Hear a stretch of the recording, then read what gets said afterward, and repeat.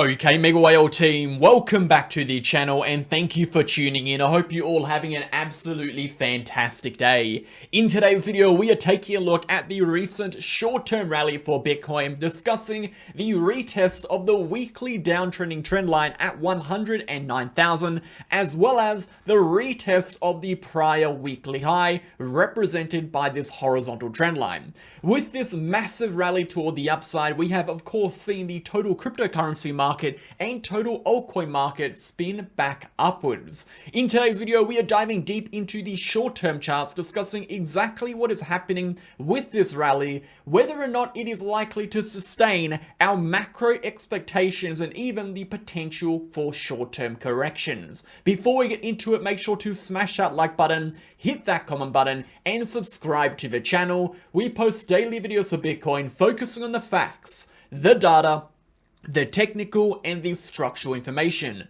No hype, no BS, no emotion, just pure, raw TA. If that is the kind of content you are interested in, you can join us in Telegram. This is the first link down below. You'll get access to charts, updates, videos, educational posts, news events, and everything you need to stay in the loop with cryptocurrency, with Bitcoin, and the relevant economic news. And if you are interested in joining our VIP channel, you can do that with the pinned comment by clicking the pinned comment, contacting our admin by contacting this name, checking out our trading track record, or watching a 10-minute video inside the channel. You'll get access to our main VIP channel and our exclusive VIP group chat. Go ahead and check it out. Let's jump into the content. So as we can see, guys, over the past 24 hours, a fantastic rally for Bitcoin toward the upside, pushing up from the lows at around 105,000 US dollars, up over 4% to just shy of 110,000. As we mentioned in our video yesterday,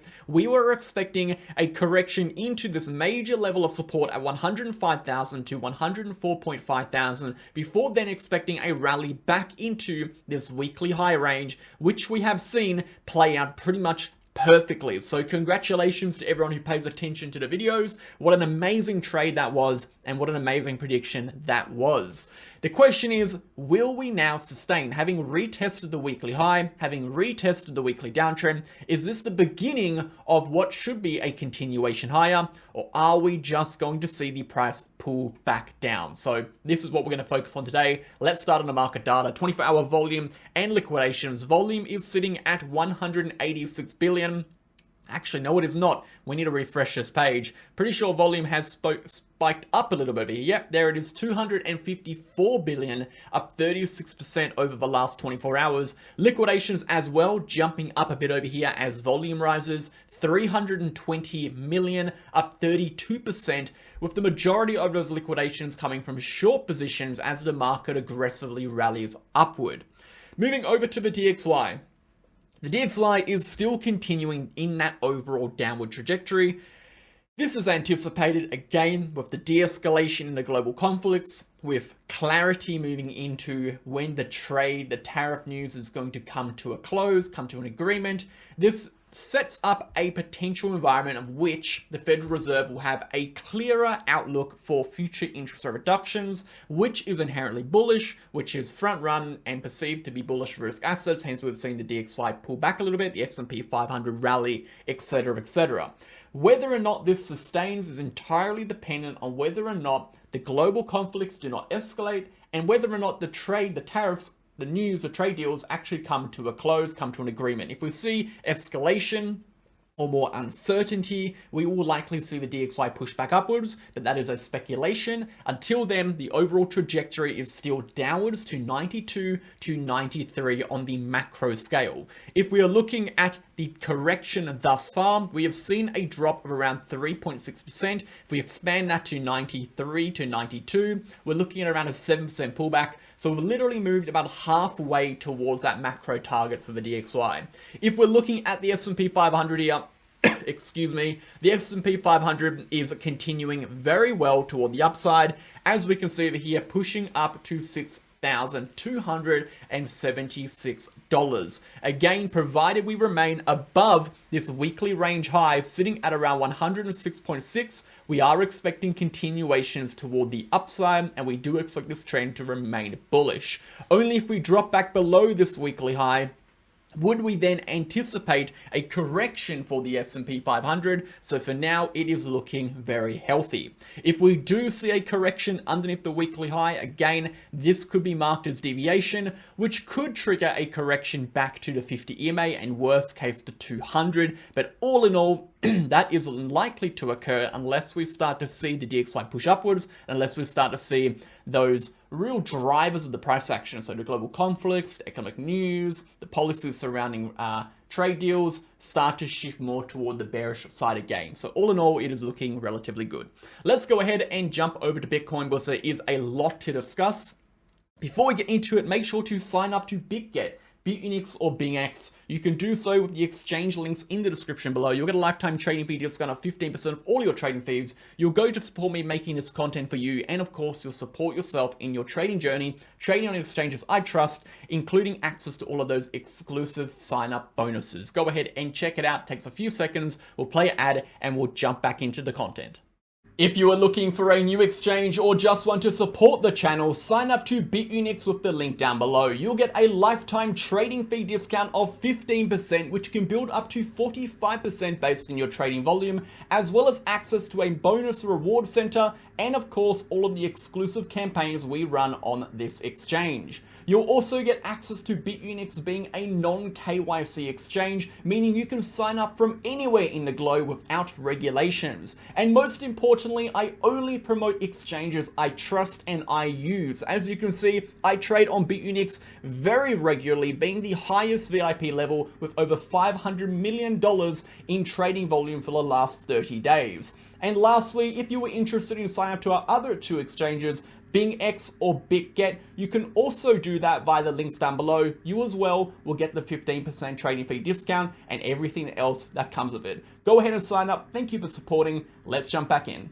Okay, legends, let's go ahead and jump right back into it. So let's start on the weekly, zoom into the short term to finish off with. So on the weekly, there are still a few levels we need to break above. And as we discussed in our prior video, the weekly chart, although is looking very good, and when we apply context to the weekly chart, there is a lot of potential here for the weekly chart to continue higher. The reality is, from a technical and a structural perspective, there are still a few levels we need to break out from to be entirely confident that this rally on the high time frame will sustain and will continue upward. And those two levels, put simply, are going to be the downtrend in the RSI, which is representative of negative momentum currently, or overall downtrending momentum, otherly known as what we would consider exhaustion. And number two, it is going to be the prior high on this weekly consolidation at around 108,900, the point at which we have literally just retested on the short term. If we are able to break through both of these levels, the expectation for Bitcoin is not only that we see a continuation upwards, but we see a very strong continuation, which could take us just shy of 120,000. The reason we say 120,000 is if we take the measured move of the horizontal consolidation, apply it to the perceived breakout point, that takes us just to around $119,400 US dollars. So just shy of that $120,000 mark. When we're talking about this potential move, we have to be aware that we are in price discovery here, meaning we have absolutely zero historical data on how the price action has responded, behaved, or acted within this price range between, again, the prior all-time high 112 and 120,000. And therefore, how that price reacts is very much up to, number one, how the price develops during that move. Number two, the sentiment of the market at the time at which the market moves in that direction. And number three, speculative trends and hypotheticals such as the 4-year cycle, which do apply some bearing on people's psychology and thus the decisions, and the decisions are a reflection, or should I say, the decisions are a result of their thoughts, and the market is a representation of a collective sum of people's decisions, okay? So when we look at the 4-year cycle, there is a theory that we could top out within the next 5 weeks according to the diminishing cycle theory, which is essentially that the cycle is being shortening by 2 bars every single cycle. Now, whether or not this theory will play out, whether or not this theory is correct, is entirely not the point. The point is, this is an objective piece of data which we can see on the chart, which we have to some extent, take some consideration towards, because whether or not it is going to play out is about the same probabilities as whether or not the 4-year cycle is going to play out in this cycle. There is always a risk that these macro date range trends eventually come to a close. They are not going to last indefinitely.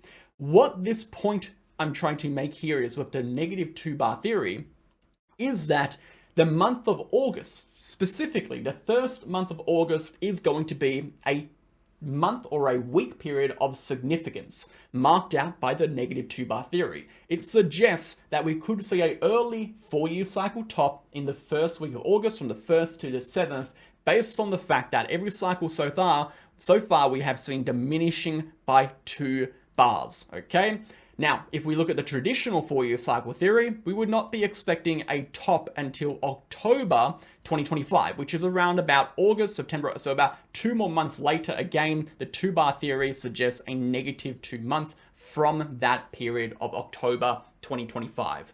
So, what we're trying to show you here is that if we look at the structural data and we look at the technical data, we have confirmation from a price-driven perspective that we could see a continuation upward if we break these levels. What we don't know is how long that continuation will last for and exactly where the price action will go to. So we're looking at predictions, right? We have to ask ourselves, well, how long is this move going to last? And then what are the potential targets? So for targets, we have got the $119,000 level, and that is based off the measured move of the current consolidation between the highs and lows over the last couple of weeks. So we have a rough understanding of 119,000 being a potential maximum target based on the consolidation we have been in over the last few weeks. But when we're looking at how long this could last, we can apply 2 things. Number one, we can look at context. So context being the environment in which the price action is moving in. So economic, policy, all these different global economic events or geopolitical events that are occurring that are impacting market sentiment. And the next thing we can do is we can look at theories based on cycle trends, okay? And one of which is the 4-year cycle. So again, the 4-year cycle is going to just be a means to give an estimate of how long we expect this move to go on for after the point at which this breaks out. It is not to give a, written in stone or a gospel reading of where the top is going to be. There is a very strong chance both the August and October tops, as per the 4-year cycle, will not be the definitive top for Bitcoin, as there is always the other chance that we don't see the 4-year cycle play out again, and we can only be confident it has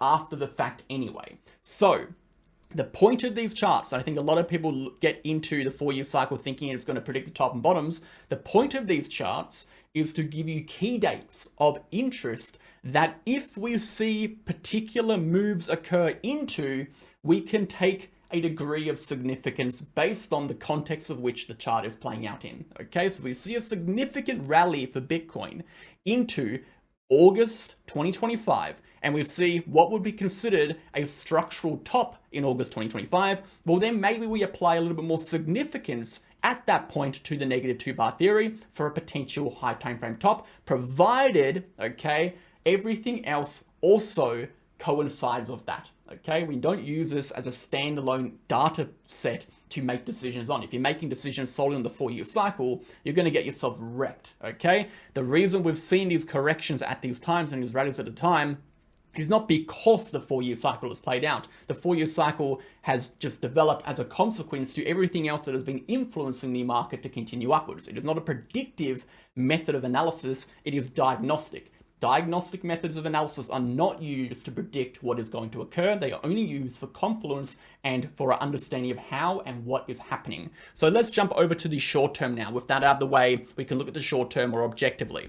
So as we mentioned, for the macro charts to continue upwards, we need to see a break here. We need to see a break here. The target, 119K, the length of that move, we're looking at around 5 weeks, okay? And that is based on, again, the 2-bar theory. This is based on the measured move analysis. So that is how we've come to those conclusions. Again, it took us a few minutes to explain that, but it's important to understand, what makes up these predictions. If we're looking at now the short-term price action is looking pretty decent. However, what we have seen here is a failure at the moment to sustain above the weekly downtrend. Now, this in and itself is not too much of a concern because, again, this is, at the end of the day, a weekly downtrend, or at least we can see here on the daily, we can see a daily rejection. We need to close above here, at least on the daily chart. But for now, we have seen a rejection. So it's not the end of the world, but it is not a great sign for the short-term price action. If we look at the short-term price action, guys, there is a chance over here we could see a pullback for Bitcoin, which takes us back into this 107,000 region. Again, if we're looking at the RSI, we can see right over here, we have an uptrend on the RSI, which has broken. This is indicative of a negative momentum shift. If we draw a vertical line from when that occurred, we can see that essentially marked the top of this move. We also had a bearish divergence develop on the short term at that move, indicating that the buyers had lost control of this trend, indicating the sellers are back in control, pushing the price down, and we have seen a correction now back into our change of character.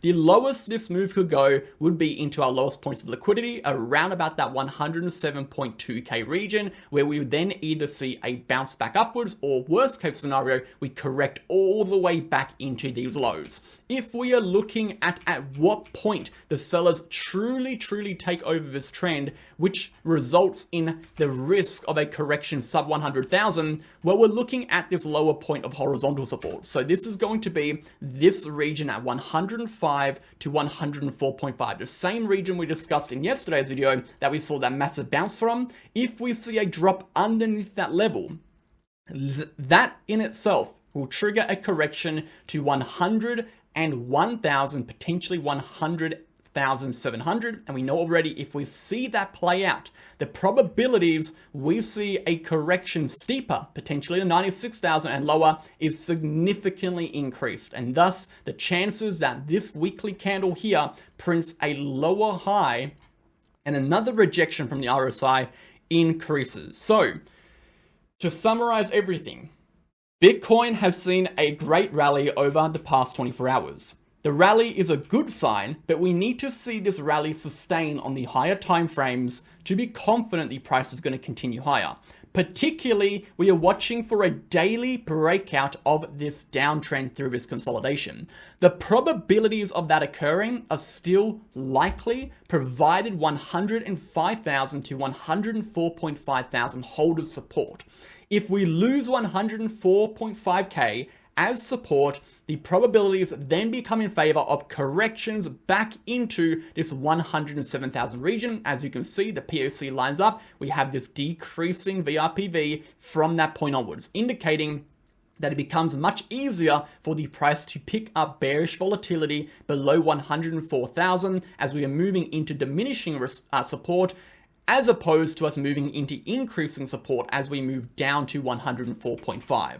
If we do see this move play out, the consequences are a potential lower high on the higher time frame and a rejection from the RSI, resulting in a high time frame consolidation breakdown, which would invalidate the potential next move upwards. If we are looking at the 4-year cycle and we are expecting another leg up for the market, we would have to assume that this trend line is going to break prior to the 104.5k breakdown, which will facilitate a continuation up to 119,000 over a period of about 5 weeks, give or take, based on the cycle theory. That is it for the analysis, guys. Thank you for tuning in. Be cautious of short-term pullbacks.